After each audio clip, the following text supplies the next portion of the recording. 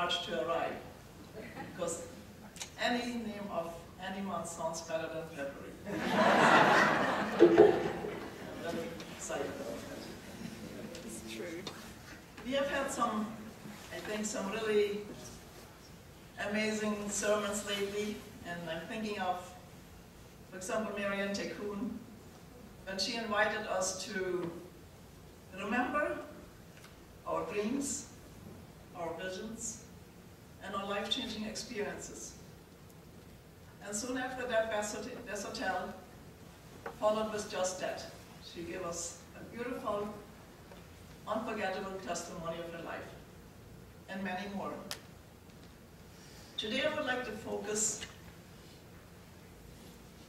a bit on Jesus' presence and role in our lives and also in our movement. Because I myself, I'm here, I will say to a great extent because of Jesus. And I think many of you are too. Actually, we all are. Because it was Jesus himself who came about 75 years ago to this young boy in Korea to give him a message. It always has puzzled me a little bit that Jesus came himself. It was not an angel, as we usually see reported in the Bible. It was Jesus himself. And asking him to fulfill, to complete my mission. This makes Jesus part of the whole process. And I'm sure he's very, very much interested in all that's happening in each one's life, in whatever we do. I love to read biographies or memoirs, and recently I downloaded a book called Unbroken. I usually look at the title because I don't know so many famous American writers, so I look at the title and it sounds kind of interesting. And it sounded kind of heroic, so I thought, so well, let's read it. But that book was more than I had expected. And soon after I finished reading it, the movie came out.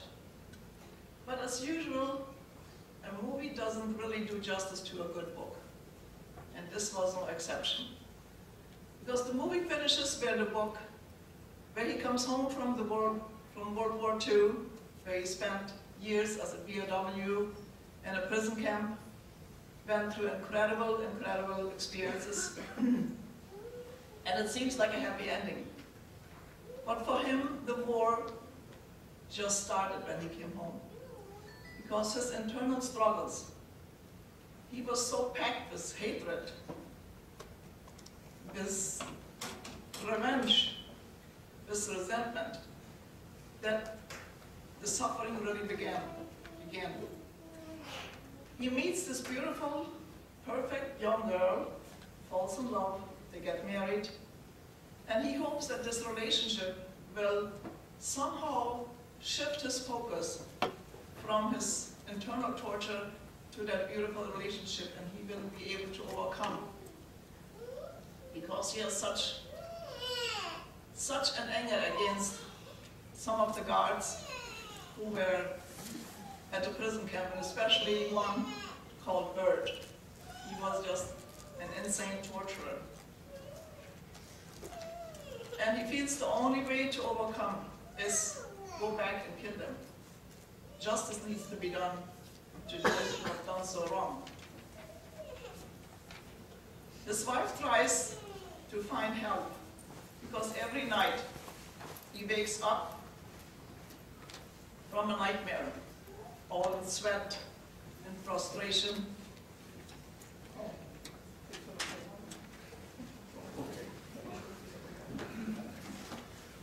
Exhausted, and she tries to find help. She tries to find counseling or whatever, but nothing seems to do it. And she thinks of filing for a divorce because that relationship just doesn't seem to go anywhere. At that time, Billy Graham, just 31 years old, he sets up tent in Los Angeles. And she gets the kind of the inspiration that maybe only a spiritual power can be the solution for her husband. So she goes, attends the meeting, and she's even more convinced that this might be the solution. So she tried to convince him to come with her to one of those meetings. And he says, no, absolutely not. It has nothing to do with spirituality. It is justice that needs to be done and nothing else. But finally she convinces him, he comes. And when the meeting is over, he tells her, you know, it's exactly what I was thinking. It's nonsense. There is no spirituality that can solve my problem. It's, I have to kill these guys because they have done too much wrong. Then she feels more strong, you know. It cannot be. And she feels that he is the product of an ugly war, so there must be somehow a way to solve it. So she convinces his friends to convince him to come one more time. Finally, he accepts. He goes one more time, and this time he sits for a moment longer in the audience after the speech. But when Billy Graham starts to invite to come up front and to accept Christ in their lives, he gets up and wants to walk out as quick as possible. But Billy Graham sees him and he says, no, stop. You can leave when I preach, but you cannot leave when I invite. So he stops, turns around, goes up front. After the prayer and a short counseling session, he's a different man. He walks out. Everything has been lifted. The power to overcome evil has substantially manifested itself in him. And he goes out, meets his wife, and says, the war is over. This reminded me of some of my own experiences. When I had decided to join the unification movement, leave behind all I had had before, which wasn't easy, but I was very grateful for when I had studied the divine principle, because I understood finally that God is a God of love, but also a God of principle. Because love can go so wrong sometimes. If love is not directed by principle, it can lead us in a very wrong direction. And that really was a very liberating experience for me. So I said, I'm so grateful, I'm going to just make the change. And whatever happens, happens. But I was just like a month in the center, and this Japanese missionary, very honest person, he tells me all about a divorce in the woman's life.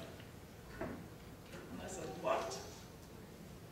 He is a special man, and he is a divorced case? Really, the world collapsed around me.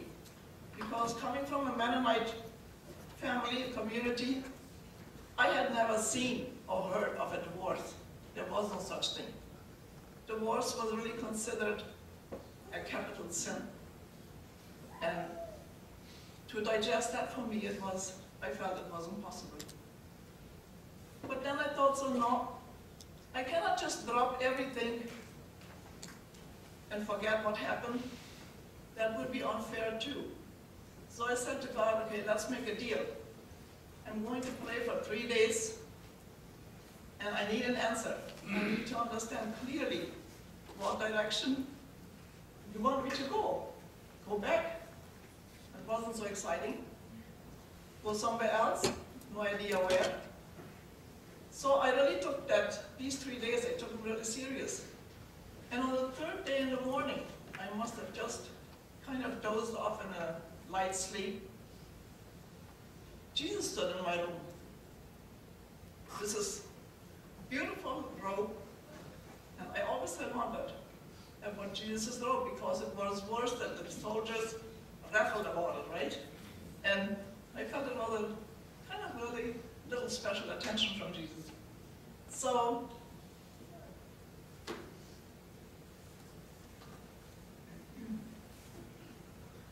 and he said very clearly, he said, Katharina, do you know what's your problem? I said, no. And he said, you don't put new wine in old wineskins. I said, wow, I have heard that 1,000 times in my life, but it really never struck. And I said, yes, this is exactly what I'm doing.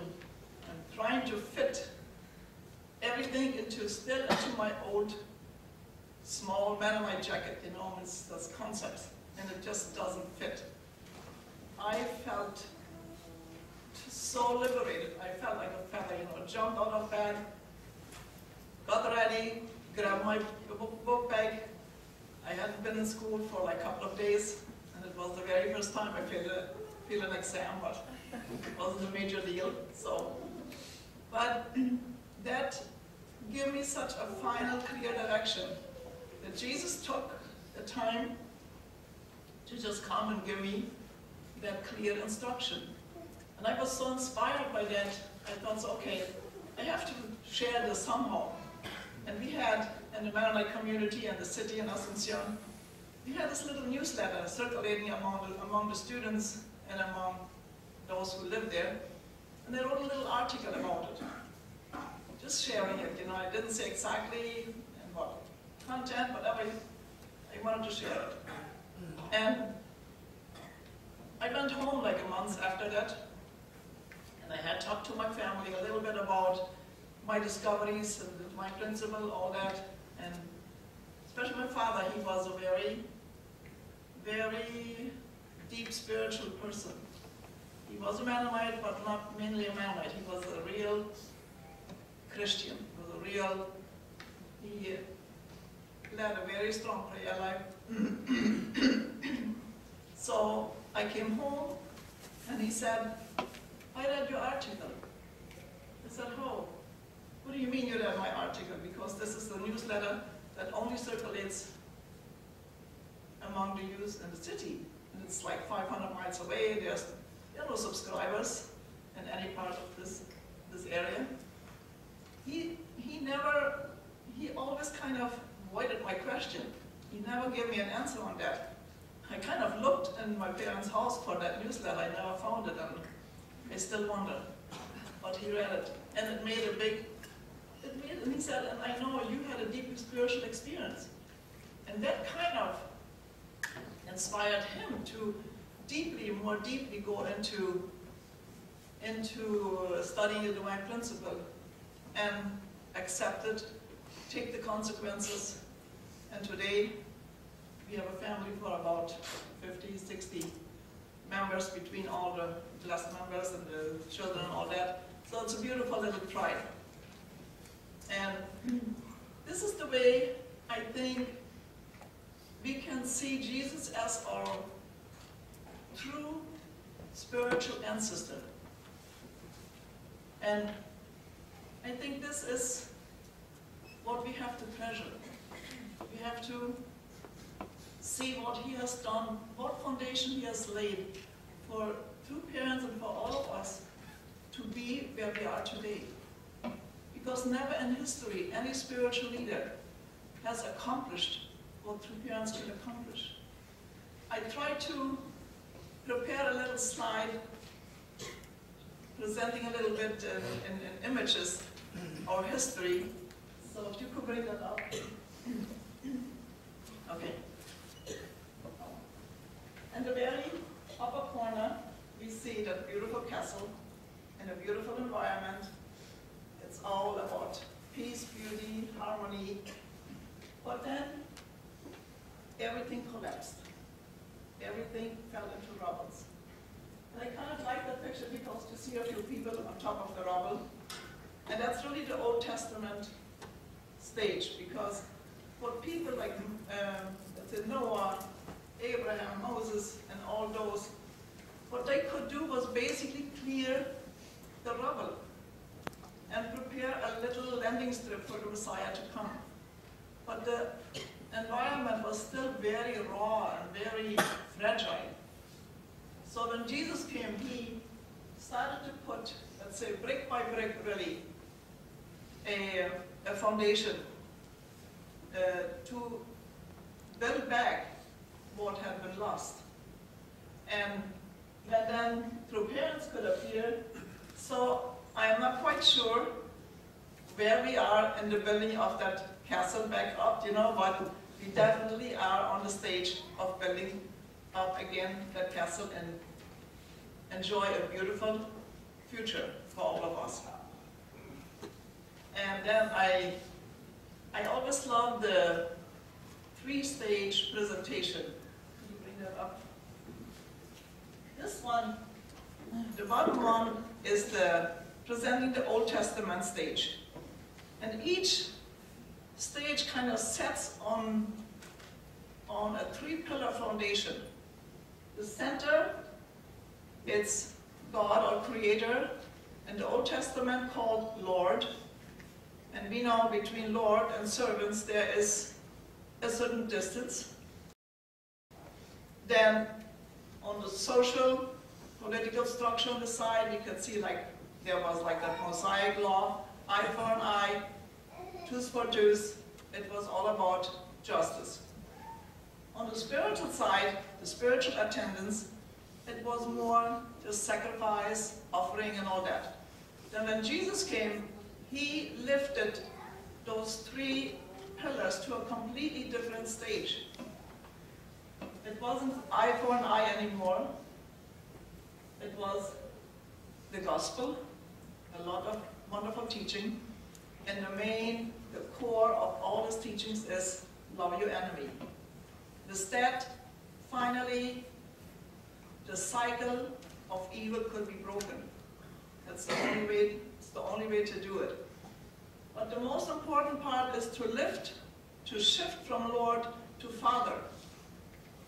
Once we have that Father concept, there is a relationship, because that means it indicates that they are father and children. And that relationship is something where we feel free to express.